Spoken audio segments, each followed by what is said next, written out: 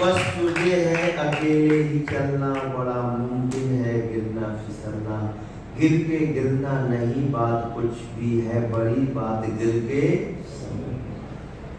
लाला लाजपत राय जी जो आर्य समाज नागौरी गेट है उसके हमारे प्रधान जी बैठे हैं और बड़े पद पर रहे सरकार में, इनके लिए भी एक बार जोरदार ताली बजा दीजिए।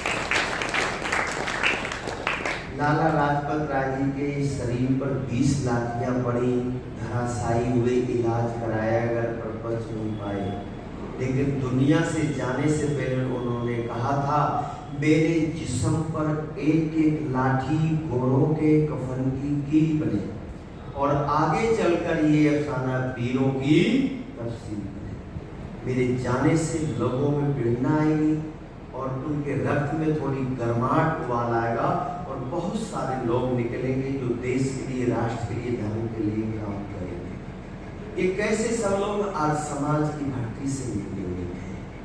ये गुरुकुल चलते ही हमारी संस्कृति के आधार स्तंभ है।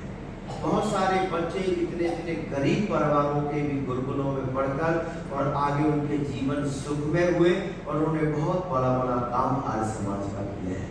गुरुकुल होने चाहिए, लेकिन अब ये एक नया दौर शुरू हुआ है। बहुत सारे गुरुकुल बहुत बढ़िया तरीके से चल रहे हैं, जहाँ देखो वही गुरुकुलों में सुधार, मेहनत लोग कर रहे हैं और बहुत अच्छे से चला रहे हैं। तो एक नया बदलाव हमारे देश में पुनः नजर आ रहा है और बहुत अच्छा इसका रिस्पॉन्स और रिजल्ट मिलेगा। प्यारे कर्मचारियों, थोड़े सीधी कमर की हड्डी सीधी करते हुए है ना। कई बार में तेरे हजार बच्चों में भी बोलने का मुझे मौका मिला।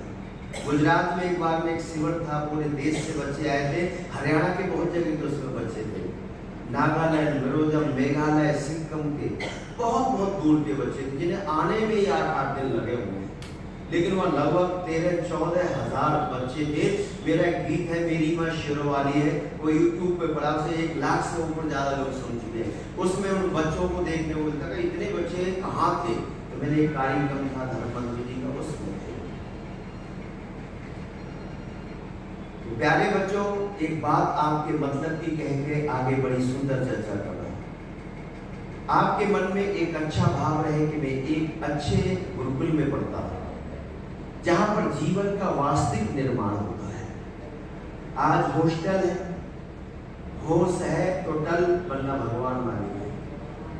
हॉस्टलों में कुछ होंगे अच्छे, बाकी कुछ ऐसे हॉस्टल हैं जहाँ बच्चों के अंदर संस्कार नहीं, बुराइयां बहुत।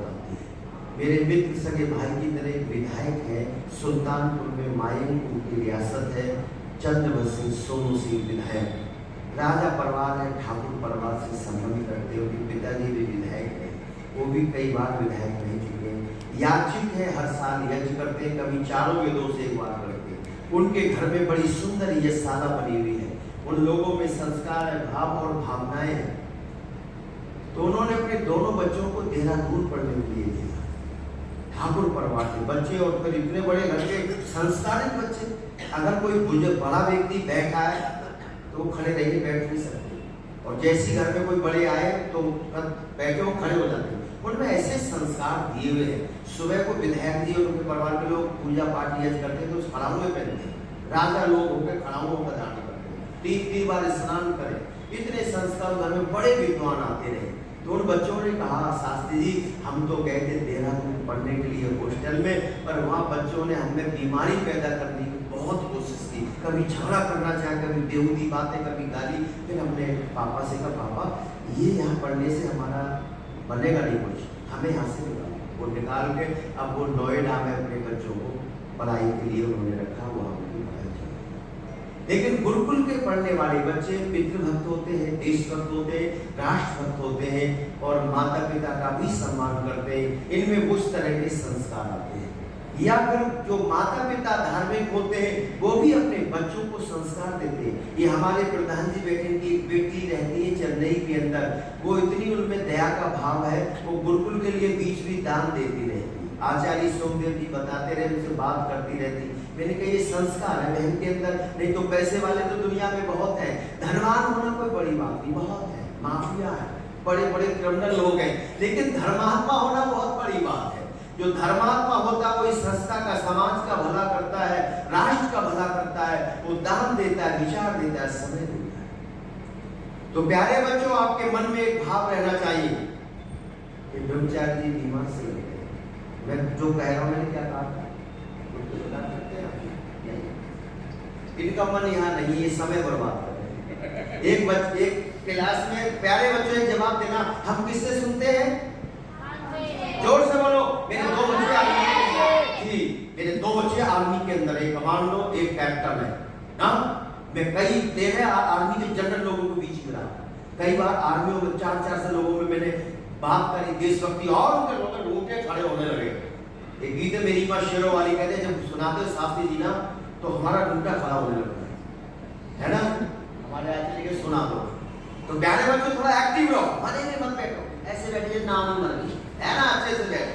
अरे गुरुकुल में तो बढ़िया भोजन मिलता है, बढ़िया विचार होते हैं, आपको बहुत बड़ा काम करना है। तो प्यारे बच्चों किससे सुनते हैं? जोर से बोलो।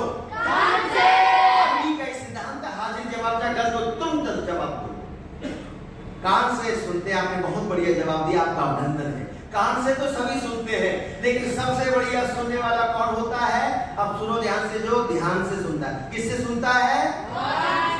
ध्यान से। कान से सब सुनते हैं, लेकिन जो ध्यान से सुनता है उसे सब याद होता है। क्लास चल रही थी, गुरुजी पढ़ा रहे थे, दिल्ली के अंदर कुतुब मीनार है। क्या पढ़ाया गुरुजी ने? दिल्ली में कुतुब मीनार है। तो जो बच्चे ध्यान से सुने उनको याद था, लेकिन जो बच्चे इधर कोई पेन लेकर दूसरे के कान में घुसा रहा है, गुरुजी ने देख लिया कि ये दो बच्चे तो मेरी बात सुन ही नहीं रहे। उन्होंने कुछ देर के बाद मौका देखा, भाई क्या नाम बोले? अरे अजय। क्या? खड़े हो जाइए, हमने अभी आपको क्या पढ़ाया? कहता गुरुजी पूरा याद है। कि क्या? आपने यही तो कहा था दिल्ली में कुतिया बीमार है। गुरुजी ने बात पढ़ाया, दिल्ली में कुतुब मीनार है। और जिसने ध्यान से नहीं सुना उसने क्या कहा? दिल्ली में कुतिया बीमार। तो प्यारे बच्चों ध्यान से सुना करो। तो अब सुनो अपने काम की बात में, प्लीज सुनो। गुरुकुल वृंदावन का नाम सुना होगा, ये हमारे आचार्य सबने सुना है। विश्वविद्यालय रहा, मेडिकल कॉलेज, बहुत सारी वहां पर संस्थाएं चलती है। वहां एक बच्चा बिहार का पढ़ता, वो आपको ये बात अमृत का काम करेगी। बिहार का एक बच्चा पढ़ता था, केसव नाम था उसका। नाम कुछ और था लेकिन भूल गया, पर उसे केसव कहते हैं, केसव नाम था। और उसका भोजन शुल्क 4 महीने से नहीं आया। आचार्य ने केसव को बुलाया अपने कार्यालय में। क्या केसव? उसने जाके गुरुजी के पैर छुए। शिष्टाचार, सदाचार, ये हमारे जीवन को सजाता है। गुरुजी को प्रणाम किया, गुरुजी हाथ जोड़ कर कहा। गुरुजी के सामने जब भी बच्चे खड़े होते हाथ जोड़, जी गुरुजी क्यों बुलाया? मैं क्या सेवा करूं? कुछ मुझसे भूल तो नहीं? केसव, आपका भोजन शुल्क 4 महीने से नहीं आया है। अगर अब नहीं आएगा तो फिर कैसे पढ़ोगे गुरुकुल में? हमारी भी व्यवस्था है। तो केशव ने कहा एक पोस्ट कार्ड डाल दो, जवाबी कार्ड। तो 2 पोस्ट कार्ड जुड़े हुए होते थे, लिख कर डाल दिया, भोजन शुल्क भेजो। उधर से वो आधा पोस्ट कार्ड रख लिया और आधा उन्होंने लिख कर भेज दिया।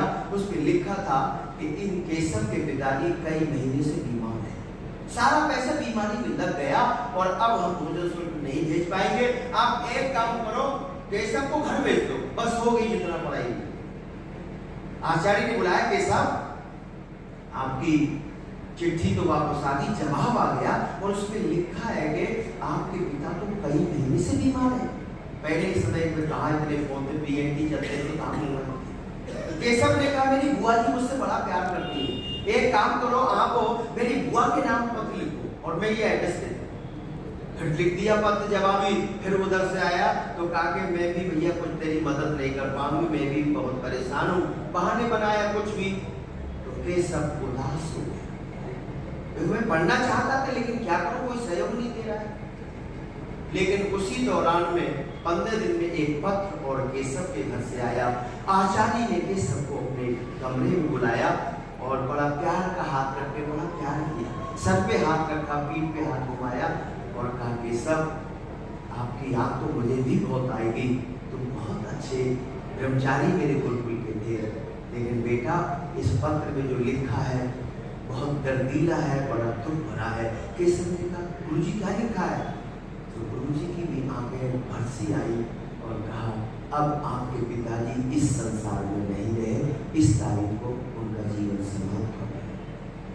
ये सब सुन करके उसकी आंखों से आंसू बहने और कहा कि सब अपना सामान बांध लो, बक्से में रख लो, थैले में रख लो, गाड़ी कितने बजे जाती है, हमारे कर्मचारी जाके तुम्हें ट्रेन में बिठा देंगे, भोजन दे देंगे, हम कुछ पैसे तुम्हारे लिए किराए के खर्च के लिए दे देंगे।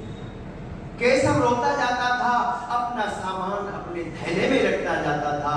साथ में जो कर्मचारी थे वो भी रो रहे थे, केशव तुम्हारी बड़ी आदत, तुम्हारा व्यवहार हृदय को जीत गया, कभी किसी से गलत नहीं बोलते थे, कितने प्यार से बोलते थे, कर्मठता थी, सेवा भाव तुम्हारे अंदर था, पढ़ने में तुम्हारे अंदर इतनी जिज्ञासा लगन थी, पढ़ने में मन लगाते थे और कहते फालतू से कुछ बनता नहीं है, मेरे मित्र आज हम सबको छोड़कर जा रहे हो। ये सब भी हो रहा था। चल दिए, सामान उठा करके पैसे दिए कर्मचारी, उसका जाओ टिकट लेके गाड़ी में बिठा देना और ये भोजन भी इनका साथ ले जाओ। जैसी केशव उन ब्रह्मचारियों के साथ निकलकर बाहर जा रहा था स्टेशन की ओर, तभी गुरुकुल के अंदर घंटा बजा और जब घंटा बजा तो केशव ने कहा 1 मिनट रुको, मैं अभी आता हूँ।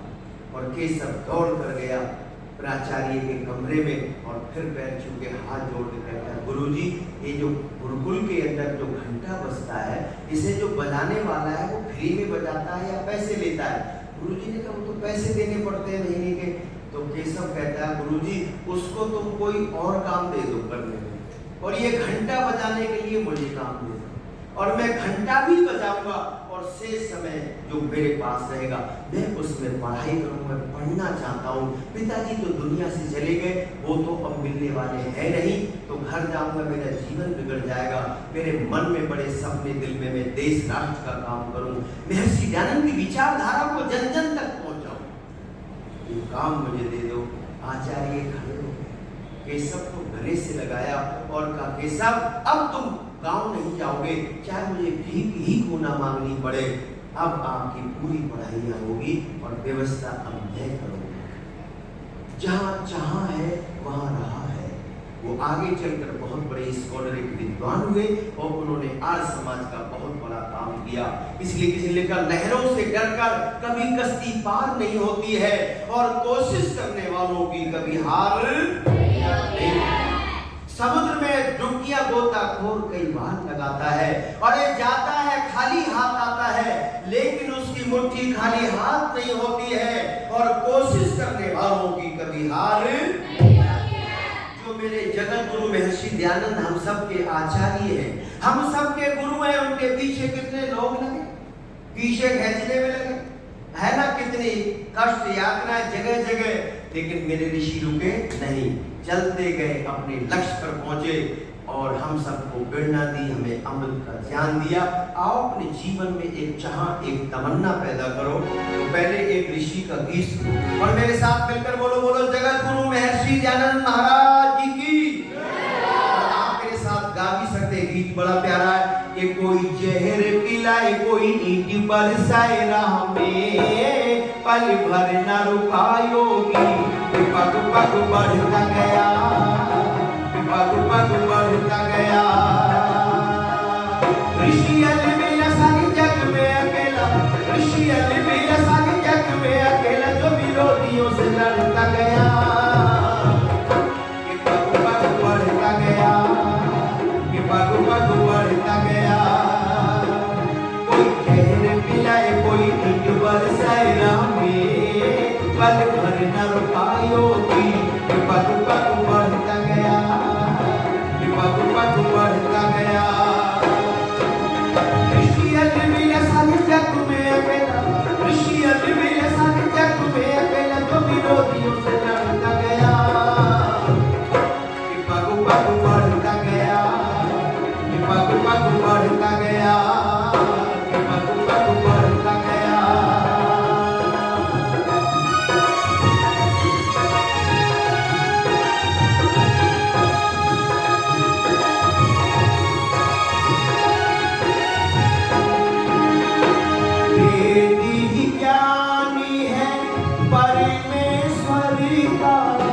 सोची समझी करी जान लिया, वेदी ज्ञानी है परमेश्वरी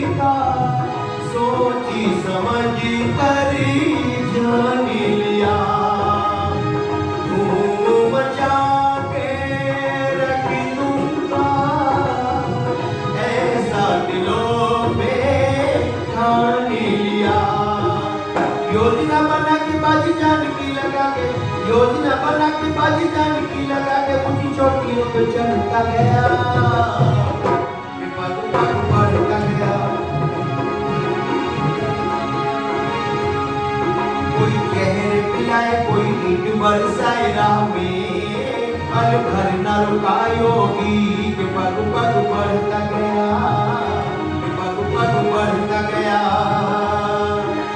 ऋषि अलविदा सारे जग में अकेला, ऋषि अलविदा सारे जग में अकेला, तो विरोधियों से लड़ता गया, कृपा कृपा बढ़ता गया, कृपा कृपा बढ़ता गया।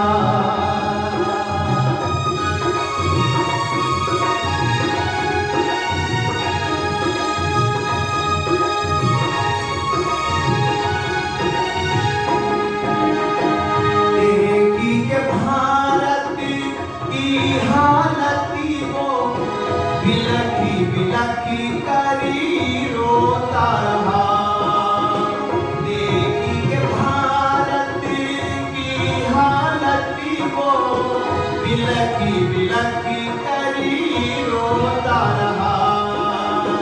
पाखंडी और जहालत पर बहुत दुखी मनी होता रहा। आंधी बन आया जिस पेड़ को हिलाया, आंधी बन आया जिस पेड़ को हिलाया, कोई जड़ से उखड़ता गया, कृपा कृपा बढ़ता गया, कृपा कृपा बढ़ता गया। कोई जहर पिलाए, कोई ईंट बरसाए राह में, पल भर न रुका योगी, कृपा कृपा बढ़ता गया, कृपा कृपा बढ़ता गया।